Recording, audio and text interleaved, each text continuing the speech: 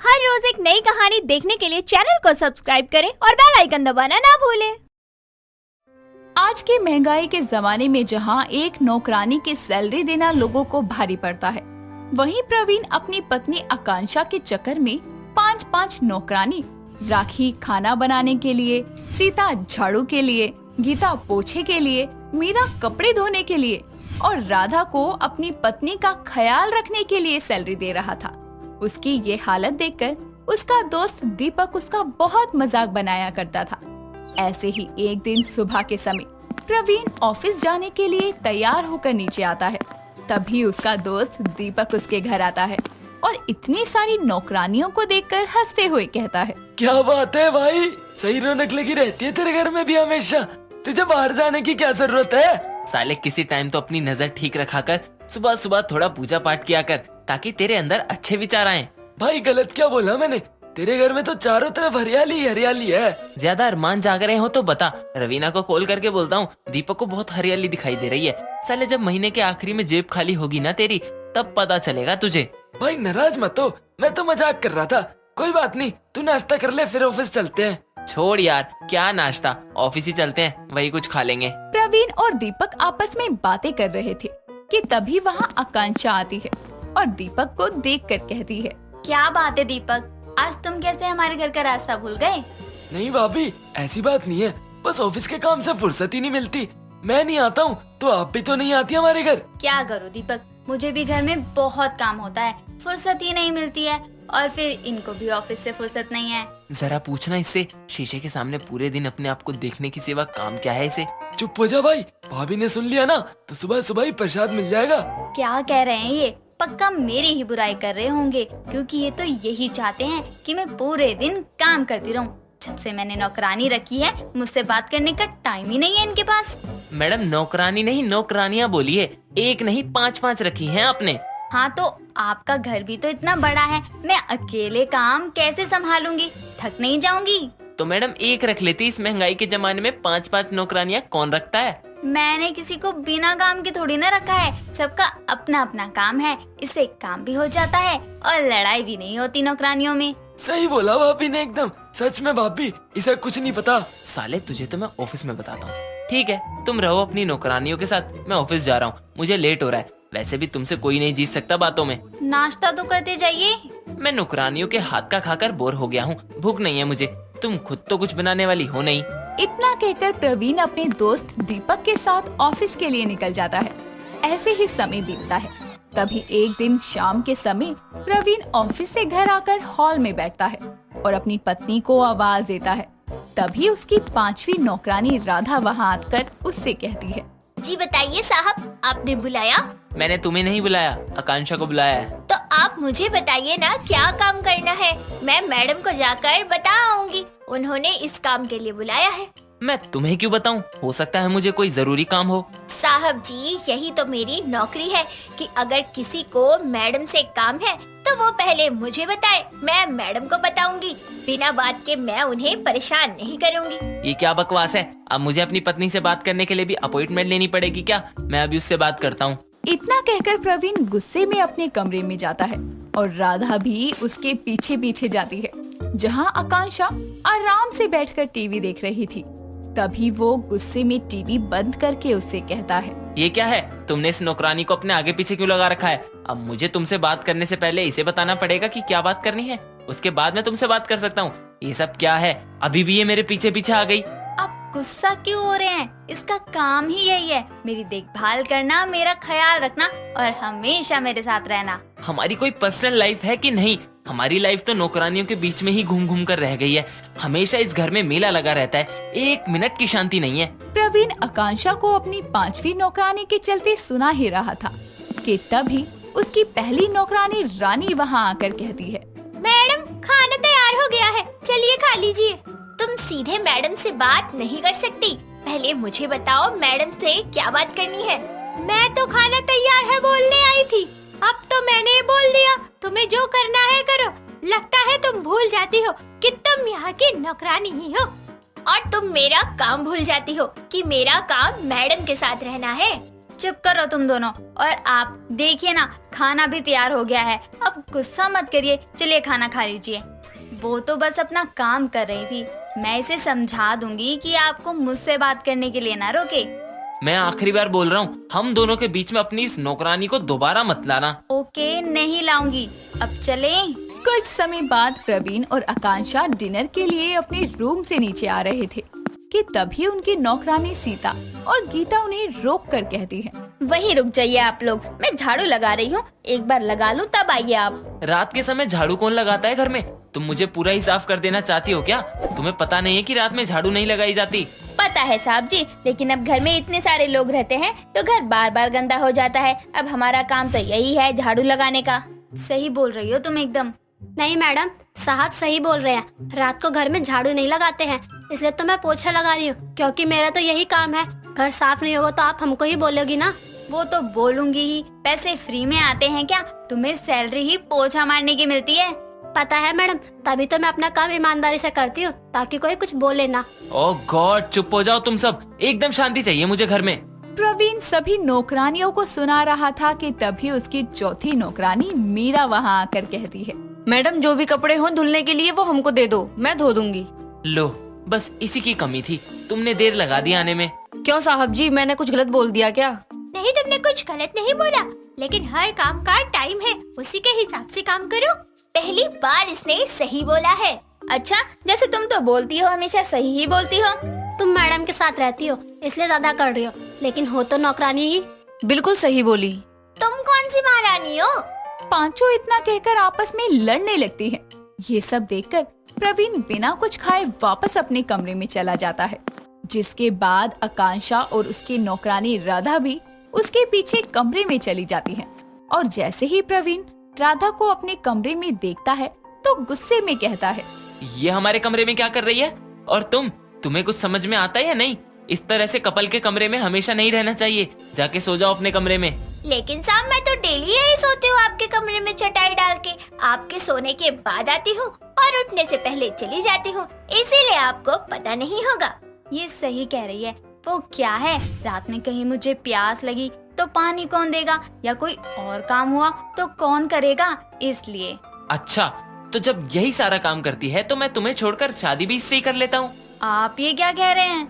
बस बहुत हो गया है, अब तुम देख लो, तुम्हें पति चाहिए ये 5-5 नौकरानियाँ। अगर तुम चाहती हो मैं दूसरी शादी ना करूं, तो तुम्हें इन 5 नौकरानियों को घर से निकालना होगा और अपने घर और पति की सारी जिम्मेदारियां खुद उठानी होंगी। प्रवीण की दूसरी शादी की बात सुनकर आकांक्षा डर जाती है और अपनी 5 नौकरानियों को काम से निकालकर अपने ससुराल और पति की सारी जिम्मेदारी खुद उठाना शुरू करती है। माँ, अब इस लड़की की बात कर रही थी मुझसे। और नहीं तो क्या, मैंने कितनी बार कहा तुझे, मेरी सहेली की बेटी है, खूबसूरत है, समझदार है, लेकिन तू था कि उसकी तस्वीर भी देखने को तैयार नहीं था। अरे माँ, नाम भी तो बता सकती थी ना मुझे आप। हाँ माँ, आपने भी मुझे लड़की का नाम नहीं बताया। मतलब अगर नाम बता देती तो क्या हो जाता? फिर ये सब प्रॉब्लम ही नहीं होती ना। कैसी प्रॉब्लम? तुम बताओ। मैं क्यों बताऊँ, तुम बताओ। हर्ष, अमीशा, क्या हो रहा है ये सब कुछ सही से और ठीक से बताओ। ठीक है माँ। ओके आंटी, तो बात ये है। अमीशा और हर्ष किरण और नंदिता को सारी बात बताना शुरू करते हैं। किरण किचन में हर्ष के लिए खाना बना रही होती है। हर्ष अपने कमरे में सो रहा होता है। किरण उसे वहीं से उठने के लिए आवाज देने लगती है, बेटा उठ जा, देख कितना टाइम हो गया है, तुझे कॉलेज के लिए लेट हो जाएगा। हर्ष किरण की आवाज सुन तो लेता है, लेकिन सुनकर भी नहीं उठता। कुछ देर बाद हर्ष का फोन बजता है और वो फोन की आवाज सुनकर अपना फोन देखता है तो उस पर अमीशा की पिक लगी होती है। वो उसे देखकर फोन उठा लेता है और उससे बोलता है, good morning baby. Very good morning जान, तुम अभी तक उठे नहीं हो ना? अरे नहीं, ऐसा नहीं है, मैं उठ गया हूँ। अच्छा जी, मैं वीडियो कॉल कर रही हूँ, तुम पिक करो। अरे नहीं नहीं, मैं अभी उठा नहीं हूँ। मुझे पता था। चलो अब जल्दी से उठ जाओ। ठीक है बेबी, मैं अब उठ रहा हूँ, जल्दी से कॉलेज आता हूँ, फिर बात करेंगे। ओके जान, ध्यान से आना। हर्ष कॉल कट करके अपने फोन को साइड में रख देता है। उसके बाद वो फ्रेश होने के लिए वॉशरूम में चला जाता है। उधर किरण उसके लिए खाना बनाकर तैयार कर चुकी होती है। हर्ष रेडी होकर नीचे आता है और वो अपनी माँ के पास जाता है तो उसकी माँ उसे देखकर उससे बोलती है, अरे वाह बेटा, बड़ा ही हैंडसम लग रहा है तू तो।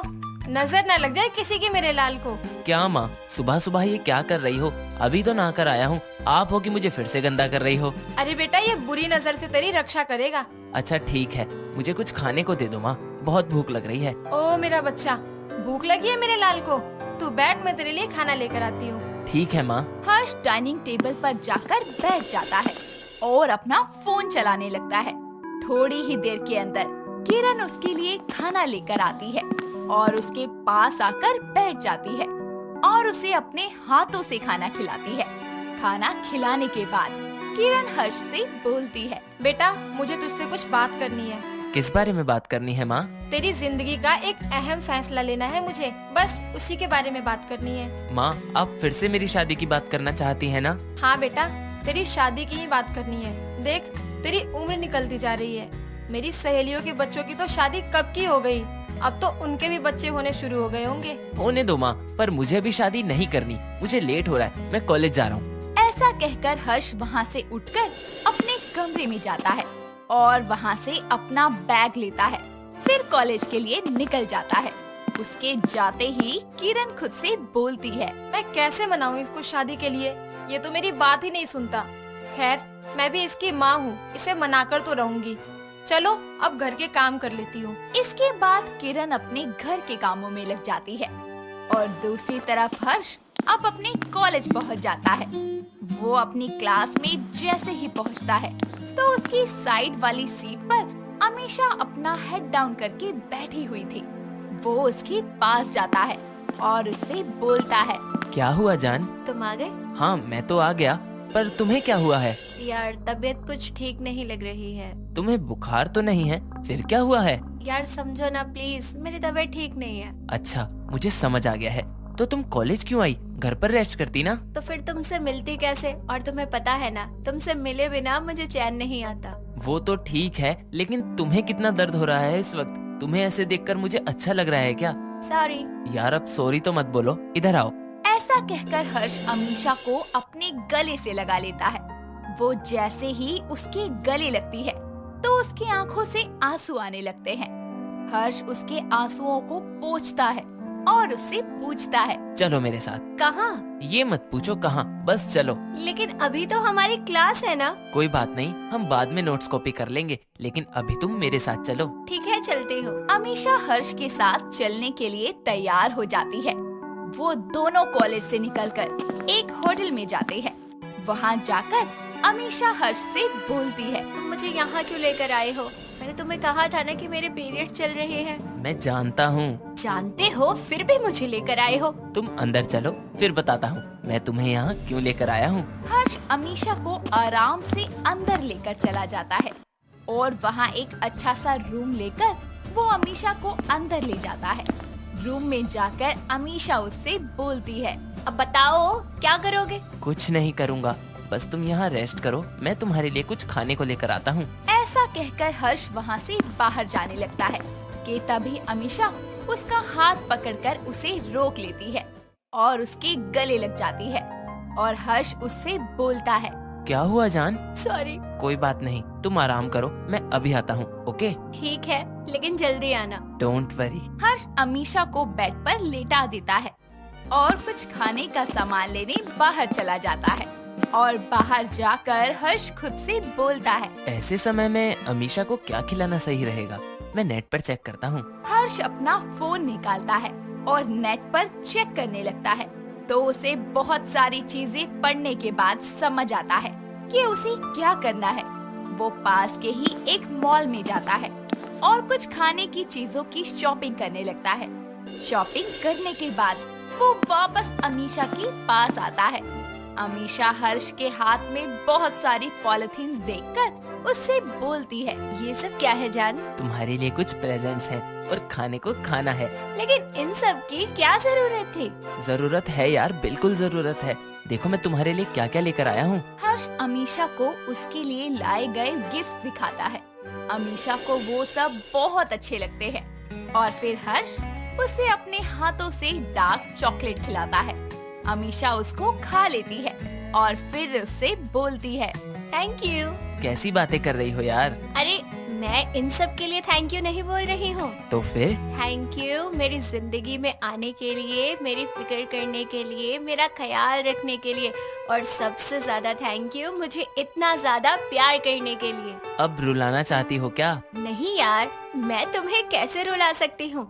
जो इंसान मेरी आंखों में एक आंसू नहीं आने देता और अगर आ भी जाए तो उसे पोंछने के लिए क्या कुछ नहीं करता, मैं उस इंसान को कैसे रुला सकती हूँ? अच्छा चलो, अब ये इमोशनल बातें नहीं करते, वरना मैं सच में रो दूंगा। कितने क्यूट हो यार तुम। वो तो मैं हूँ, पर तुमसे ज्यादा नहीं। अच्छा, अब इस चॉकलेट को पूरा खत्म करो। ठीक है, खिलाओगे पर तुम? क्यों नहीं मेरी जान। हर्ष उसे फिर से खिलाने लगता है। वो लोग साथ में टाइम स्पेंड करते हैं कि तभी अमीशा की माँ का कॉल आता है और अमीशा हर्ष से बोलती है। जान, माँ का फोन है। उठा लो, मैं चुप रहूंगा। ठीक है। अमीशा अपनी माँ का कॉल पिक करती है और उनसे बोलती है। हेलो अमीशा, बेटा कहाँ है तू? माँ, मैं अपने दोस्त के घर आई हूँ, वो तबीयत ठीक नहीं लग रही थी तो मैं यहाँ आ गई। क्या हुआ बेटा? वो माँ, मुझे पीरियड्स हो गए हैं। अच्छा, तो तू घर आ जाती ना बेटा। कोई बात नहीं माँ, मैं यहाँ रहकर पढ़ लूंगी। ठीक है, अपना ख्याल रखना। ठीक है माँ। ओहो, मैंने तुझे जिस चीज के लिए फोन किया था वो तो मैं तुझे बताना ही भूल गई। क्या बात है माँ? अरे बेटा, मैंने तेरी शादी के लिए एक लड़का देखा है, मेरी सहेली का बेटा है। माँ, मुझे अभी शादी नहीं करनी है, मैंने कितनी बार कहा है आपको। लेकिन बेटा अभी नहीं करनी, कभी ना कभी तो करनी पड़ेगी ना। अरे जबकि जब देखेंगे, लेकिन अभी मुझे इस टॉपिक पर कोई बात नहीं करनी। बेटा एक बार फोटो तो देख ले उसकी। माँ, अभी मैं फोन रख रही हूँ, बाय। अमीशा कॉल को कट कर देती है और फिर हर्ष से बोलती है। यार, मेरी माँ मेरी शादी करवाना चाहती है, लेकिन मैं उन्हें कैसे बताऊँ कि मैं तो पहले ही किसी और की हो चुकी हूँ। मेरी माँ भी इसी चीज को लेकर मेरे पीछे कब से पड़ी हुई है। समझ में नहीं आ रहा यार कि क्या करूँ। कभी कभी तो मन करता है कि अपनी माँ को तुम्हारे बारे में सब सच बता दूं। मेरा भी जान यही मन करता है। कोई बात नहीं, शादी तो हमारी जरूर होगी। अगर तुम दोनों एक दूसरे से प्यार करते थे तो पहले ही बता देते, इतना घुमाया क्यों फिर? वही तो बेटा, हमें एक बार बताया तो होता।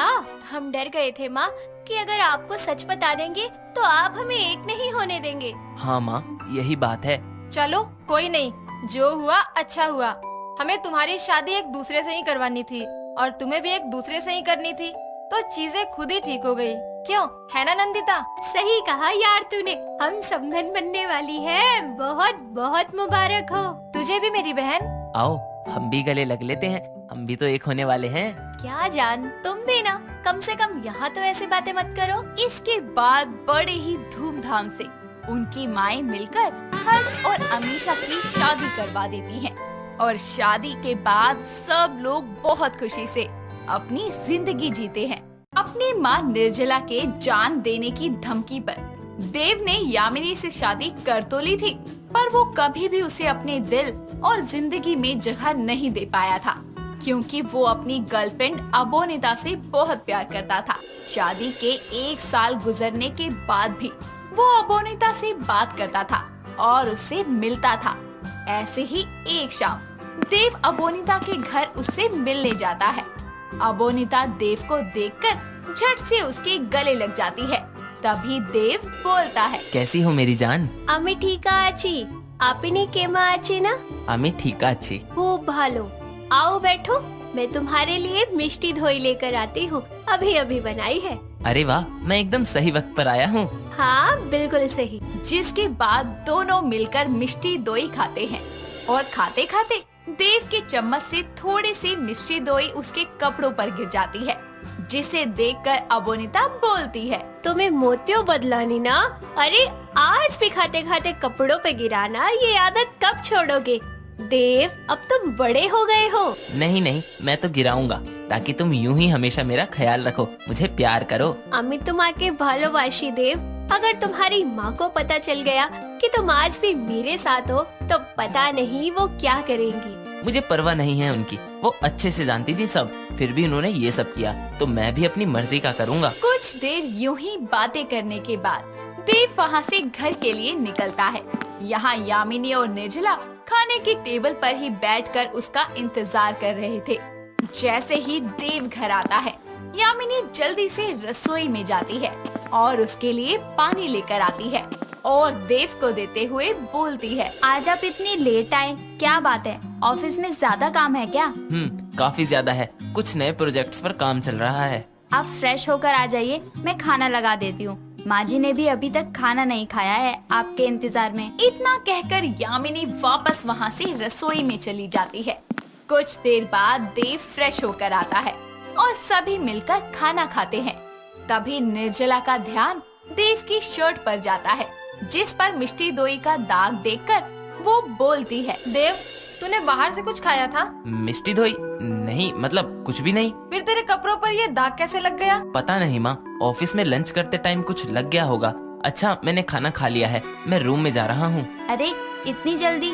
रोटी तो खाई ही नहीं आपने। बस मेरा ज्यादा खाने का मन नहीं, आप दोनों खाइए। इतना कहकर देव वहाँ से चला जाता है। ऐसे ही वक्त गुजरता है। एक रात जब देव देर रात को घर आता है तो देखता है कि उसके कमरे में यामिनी ने चारों तरफ मोमबत्तियों से रोशनी की हुई है और उसका पूरा कमरा गुलाब की खुशबू से महक रहा है।